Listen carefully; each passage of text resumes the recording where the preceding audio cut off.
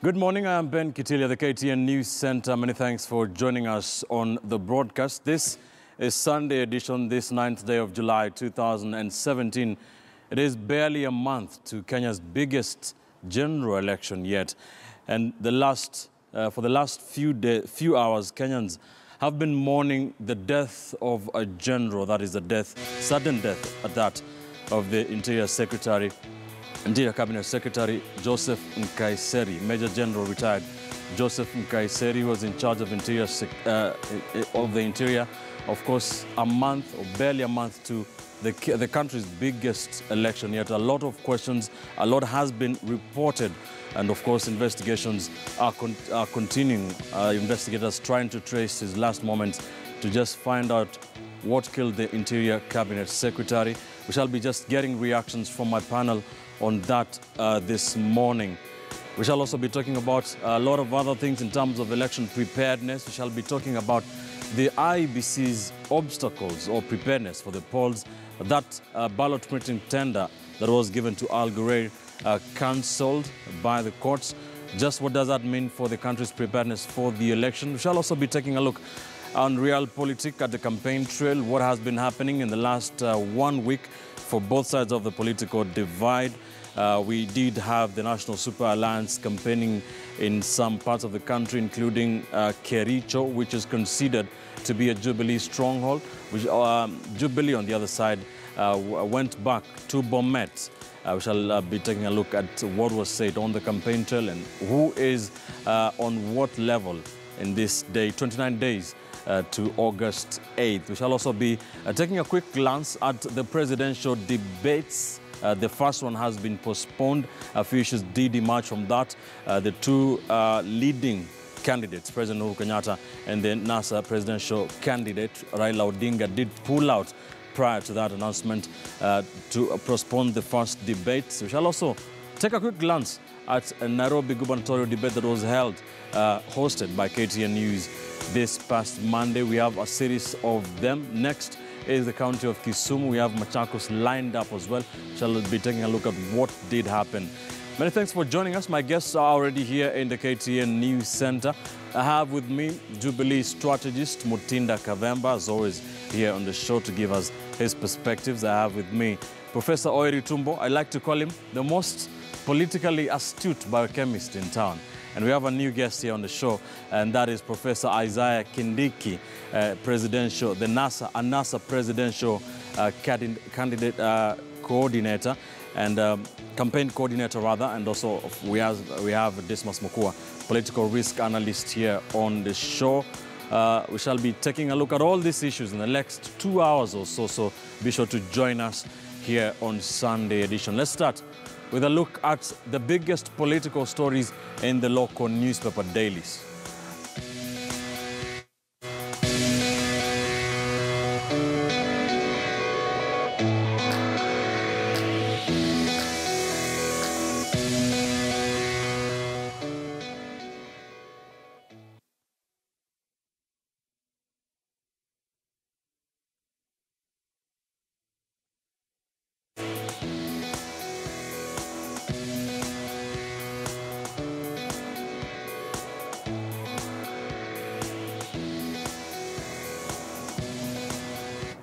Welcome to the program.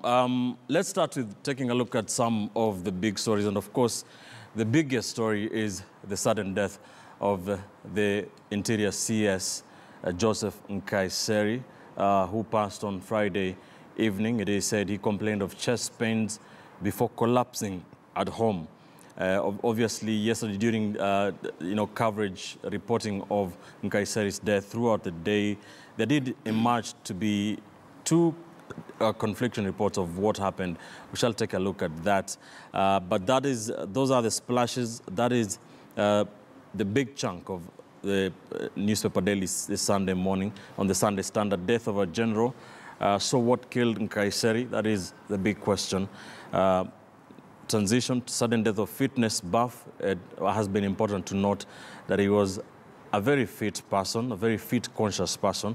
And Nkaissery, the final moments, investigators tracing last movement of the Interior Minister as a sudden death just a month to crucial elections throws country into mourning. On the Sunday Nation as well, a series or some messages of condolence from several leaders. Uhuru Kenyatta says, personally lost a friend, a colleague with whom was late as yesterday. We spent part of the day praying together. William Ruto, Deputy President, says, we have lost a patriot, an indefatigable and consummate professional who dedicated himself to the service of his country. Mr. Raila Odinga, the NASA presidential candidate, saying we in NASA sometimes disagreed with some of his policies, but he applied himself to all aspects of our security with a soldier's commitment. Kalonzo Musyoka, his running mate, says, we extend our condolences to the family and the Maa community for losing a steadfast, committed and hard-working leader.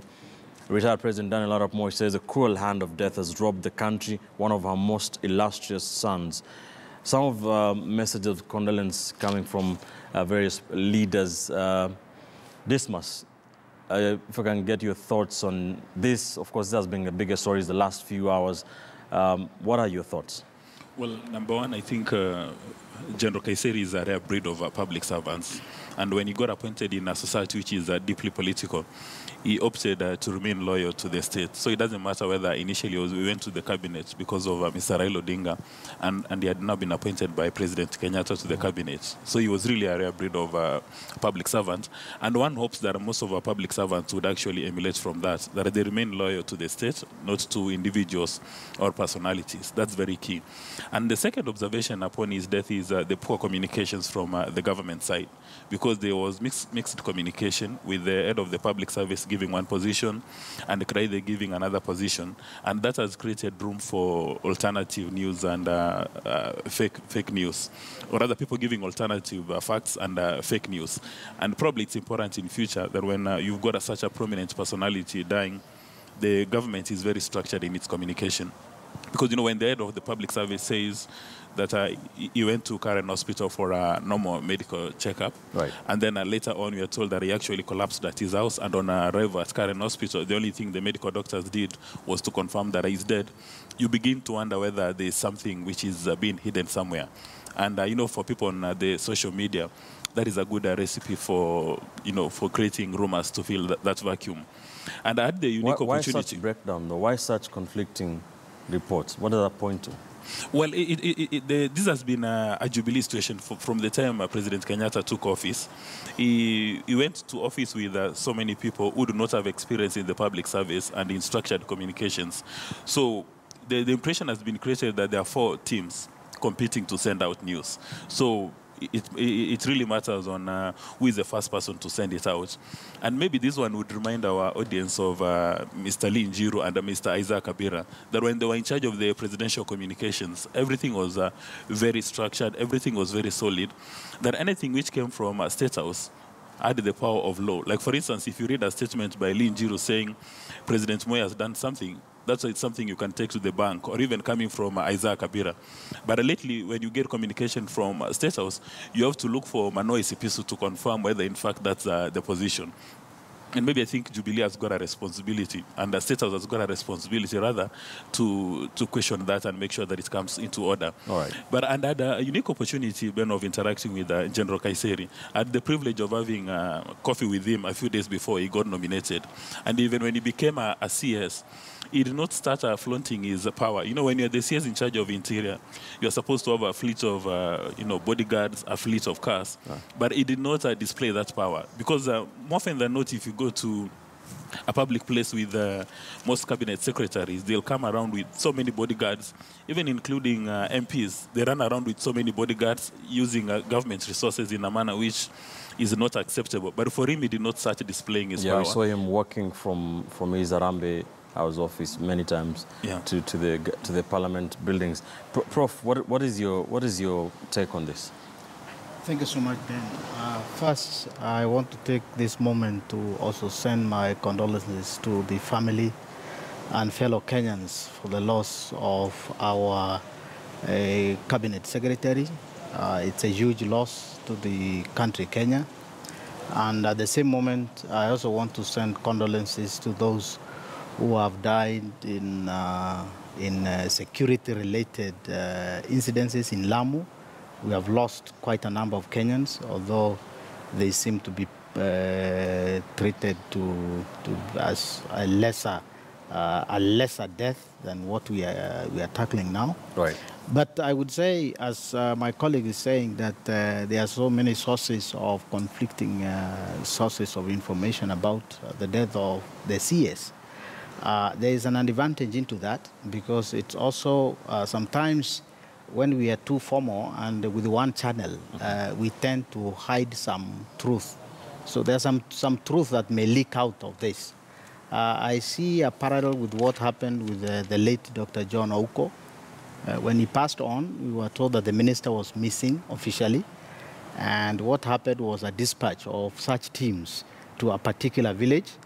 And somehow that is where the corpse was discovered. And now I read from the papers that they have already secured the place where he took some wine in Bomas of Kenya. They are taking food samples. And they're not talking about the postmortem. People die even from stroke. I mean, what makes it that our government department should be leading the public to suggest or to imagine that he died out of poisoning or assassination? I think from my point is that the communication should be handled that until officially the cause of death is known. They should not treat us to tell us that they're investigating food or they're investigating the people he talked to last. That is so speculative, and it's not nice for this country. That's what I would say. Right. Nonetheless, we mourn our CS, and personally as a Kenyan, I don't know what claimed his life. All right. Thank you. Mutinda, what will you remember General Nkaissery for, and what's your take on what has been happening, how, his death has been handled so far? First, I want to send a message of condolence to the family and Kenyans. And to respond to what you've said, I think what made me take note of General Nkaissery must have been during the post-election violence of between 2007 and 2008. Because one of the areas that probably was expected to be an hotspot because of its cosmopolitan nature was Kajiado. But I remember a statement that he made, and you need to note that by then he was in ODM. But he made a statement to the effect that all those who know that they sold their land to other people will have their blood in their hands if they try to do anything to them, yet they know that they actually sold their land. And I am made to understand if there's one single factor that contributed to the peaceful coexistence of Kajiado residents during that time was that. And I think that it is from that point that I took note of him as a politician who can really take a firm position that is not necessarily populist or in favor of his politics at that particular time. Because at that time, you remember, ODM was the one that was pushing for, until we have an agreement, there is no peace. But he came out strongly to tell Kajiado people that let's not get it into that. For as long as you sold your land, respect that. All so right. that's I think that is the most memorable thing for me as far as General Nkaissery is concerned. All right. Yeah. Prof. Thank you, Ben. First, let me send my condolences to his family. It's a great loss, not just to them, but also to the country. With regard to General Nkaissery, for me, I consider him to be an example of a patriot. If you look at our national values, he espoused patriotism, he espoused integrity, he espoused transparency and accountability. Now, you look very clearly, here is a human being who sought to make a contribution from whatever position he was placed. You could see a lot of his decisions were influenced by certain personal convictions, irrespective of whether other people perceived otherwise. For example, you would find that if he's pursuing peace, he pursued peace using largely legal means, or predominantly legal means, and he would do whatever he could. Now, occasionally, the military in him came out, whereby he would give orders when he probably required consultation and persuasion. And that usually was the point of disagreement with certain people. But I can assure you, in my opinion, from the point of view of currently serving public servants, he's not a guy you could consider a crony, all right? He is not a guy you could consider a DD, called double dealer. He was simply a man of principle and Once a person a general, to always a general. Always a general. And I think he has left a lot for people to emulate, even those, I believe, would not agree with him. Those are my comments. All right. Ben, you know, in the African society, we are not supposed to say anything negative about the dead. But he also stands accused that during his time in the military, he deployed his skills in a manner that was not consistent with human rights. And maybe I apologize to the nation for saying that. But when somebody has passed on, we need to study his entire life and find out what are the best factors you can pick from him and what are the negatives, so that the younger generation, people serving in the military today, can begin to learn that there are some negatives about him. But when you balance what he has done for society, he served the nation very well, as professors indicated, and he remained loyal to the state. And according to his friends, he was one CS who was willing to lose his position in the event that the President Kenyatta told him to do something which was not consistent with his expectations in the public service. He said, if you want to fire me, you can fire me. I'll go back to my ranch and take care of my cows. And I'm not sure whether there are so many public servants today who would actually look at President Kenyatta in the eye and they disagree with him and say, if you want to have me fired or resign, I'm willing to do this. I'm willing to go back home and take care of my cows. All right. Prof, General Nkaissery was,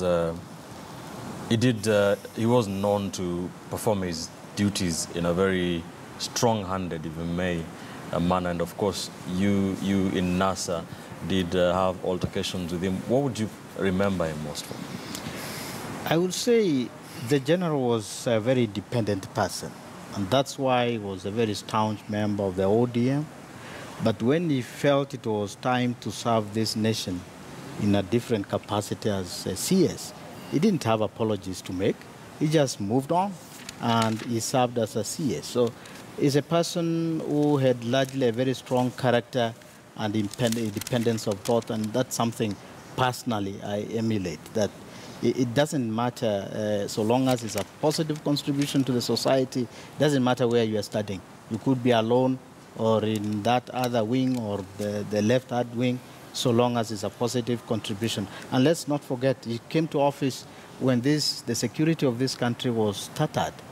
The Al-Shabaab were almost taking over, from small police stations to shopping malls to everywhere. And there were rumors that you'll be attacked in traffic jams and all this. But by the time he was dead, the traffic jams of Nairobi were even increasing, but the fear had long since gone. So we can see somebody who inspired a lot of confidence within the security apparatus because of his strong character. All right, and without being, it's a very sensitive issue, of course, for the family and the entire nation at large. But of course, he was in charge of a very important docket in President Uhuru Kenyatta's cabinet, that is Interior. And we have seen the president move swiftly to appoint Matiang'i as Education CS, as the acting Interior CS. From where you sit, Mutinda, how important, what should the country do in terms of, it is a month to the election, we have lost the Interior CS. What should happen? I think what should happen has already happened, because the first thing was, how then do we fill his position? And the president moved very fast to do that, and some people probably found that not to be sensitive. But the truth of the matter is that we are at such a time that there has to be, there's no room for vacuum in that docket, because even as we speak, just the other day, like Prof have said, 9 Kenyans were killed by Al-Shabaab. Actually, I think 4 of them were beheaded. And that tells you how sensitive this docket is for it to stay without being manned for more than 24 hours. Because the president needs to get constant briefing on the security situation in the country. Even outside the election hearing, there is also the threat of Al-Shabaab that is very real. And I think because of that, that probably explained the speed at which he moved in to have someone acting in that capacity, as we also look at how best to send off our general. Right. And there's something that Disma said that I would want to mention about the human rights record. By then, when he probably was accused of some human rights record violations, he was a soldier, and he was not at the topmost command. And you know how these military forces work. And that's why probably there is the law about responsibility, because I don't think at that time he was in a position to defy the orders. And I do not think it is him who actually came up with the idea of that operation. He must have been following orders. So it would be unfair to put all the blame on him for whatever might have happened in the northeastern frontier those days. Prof, Matiang'i is the president, Mr. Fix-It. Is he the right man for to hold the CS interior position in an acting capacity? I'm sure President Kenyatta is the one who's got the answer to that question. I can only speculate. The answer President Kenyatta has, yes, very qualified speculation. Yes, he is. Okay. Now, mine is this. Yes and no. Yes, in the sense that Matiang'i has proven in his docket that he knows how to work, all right? So irrespective of the fact that he has not been associated with the Interior Ministry activities, as a member of the cabinet, he is familiar with the major policy directions and the practices. 2, there is an interest. It's difficult to decide who else would be more qualified or as qualified as General Nkaissery to hold that post. All right, I believe that the president based his decision on the current, on Matiang'i's public performance record and the public perception that Matiang'i is efficient and competent. Now, there is also a difference there. Whereas Nkaissery came out as a man of courage and independence, Matiang'i comes out largely as a crony.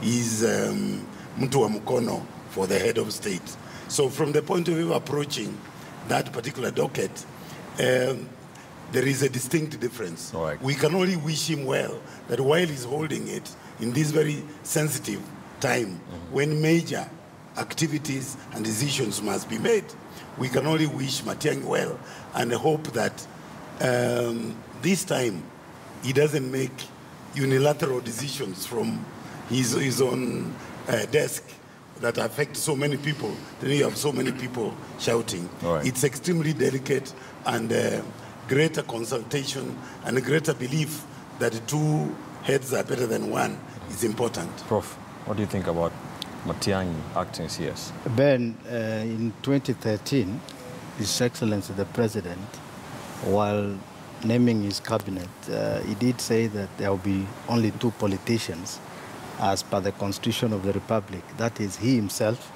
and our Deputy President. But soon thereafter, he abandoned that promise, and his cabinet now is full of politicians. And therefore, in terms of efficiency and competency, I will not address that because I don't think that was a consideration. What I see is that in the recent few months during the campaigns, he was in Kisii, again, which is against the Constitution, introducing our Chief Justice as one of his appointees, which failed on his face. So I think he's trying to correct the Kisii kind of approach by naming the one who is perceived to be a strong kind of personality or senior cabinet minister from the Kisii or the Gusii community, right, so that he can reclaim this constituency. Otherwise, as my colleague and senior said, I can only wish him well But as a small citizen of this republic, just advise His Excellency to reduce the amount of politics in the cabinet, as he promised. Thank you. All right, thanks. Yes, Yes, I would want to say something. So I'd like to say something. There is people have blamed President Kenyatta for moving very fast to fill that position, saying that again we go back to the African tradition that they should have waited for his body to be laid to rest, Major General Nkaissery body to be laid to rest before making an appointment. But I think the nation must move on. Even Chebukati the other day when he was discussing about the voter register, he said we must come into terms that people will keep on dying every day. Whether they are prominent personalities or whether they are Tom, Dick and Harry in Lamu, that nobody is bothered of. So when the president took the decision to appoint Dr. Matiang'i, he knows for a fact there are some responsibilities that only the minister in charge of internal security can do, right, like giving those legal notices. Right. So you cannot say that our General Nkaissery is dead, then you leave a vacuum for a week because you want to empathize with people. But looking at Dr. Matiang'i, he's got a track record of success. When he was in ICT, and as much as people say that it was not very effective, and in as much as I think he's a professor of literature, but he took time to socialize with ICT and he understood the concepts very well. He's gone to education, he's also socialized with the education system, and the people who say that he's doing very well. So I guess the president is looking at his track record and he's looking at a cabinet minister that he can trust at this particular stage. And also there is this erroneous perception that for you to be a good minister for interior, you must have a military training or you must be a policeman or be a member of the intelligence. That one doesn't work in my view. What you're supposed to do is the ability to understand issues and offer solutions. All right. So I would imagine today, Dr. Matiang'i is immersed in reading books, literature about the security situation in Kenya, and he would now be able to take decisions just like Nkaissery would do. All right. But the provision there is, with those cartels operating from Arambe House, allow him a free hand to take decisions. Because the difference between him and Nkaissery, you recall Nkaissery served as a shadow minister for security, then he was an assistant minister for security. So by the time he took the substantive position, he understood the ministry like the back of his hand. And for poor Dr. Matiang'i, before he settles to the office, he has departmental meetings, and he begins to understand the intricacies. It will be way after August 8th. So I'm not sure whether he'll be able to hit the ground running. All right. But again, we go back to our constitution, because President Kenyatta did not have an option. He had to pick somebody from within the cabinet.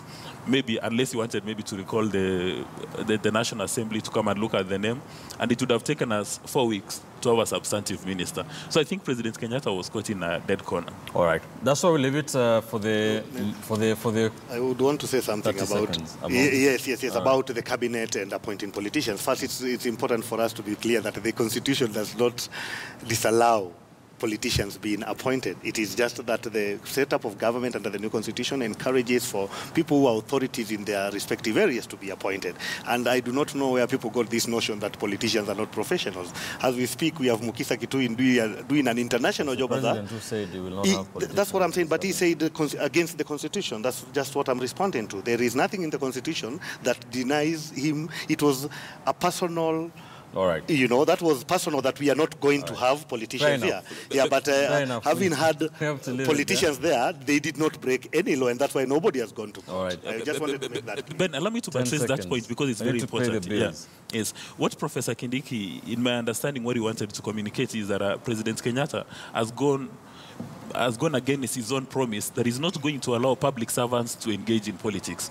Right now, we have principal secretaries and cabinet secretaries doing active politics. In fact, President Kenyatta said that one of his last moments with Nkaissery was doing active politics. When you look at Chapter 6, it bars public servants, including cabinet secretaries, from engaging in politics.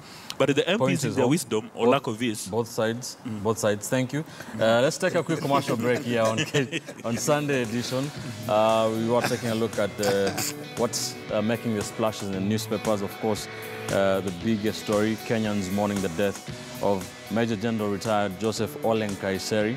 The details, his life, his service, you can find them in the Sunday Standard and all the other Sunday newspapers. Let's take a quick commercial break here on Sunday edition. When we return, we take a look at realpolitik, what was said on the campaign trail, and of course we focus on that cancellation of the ballot paper printing tender. Where does that leave the Independent Electoral and Boundaries Commission? I'll go too far.